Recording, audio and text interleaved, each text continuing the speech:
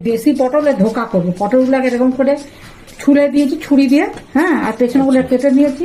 আর এই যে মটর ডালকে ভিজিয়ে রেখেছিল রাত্রিবেলায়, কালো জিরে দিল, হ্যাঁ, পটলকে গেট করে নিয়েছি। এবার এটাকে দিয়ে দিচ্ছি, লবণ দিলাম, ওখানে দিয়ে দিলাম,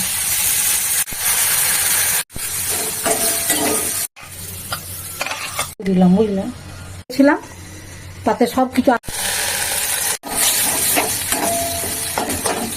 লবণ দিলাম,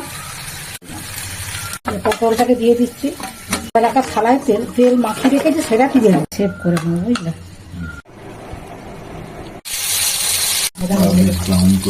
এবার তুলে পাতুটা পাল্টি দিয়ে কড়াটা বসিয়ে দিলাম, দিলাম লঙ্কা দিলাম,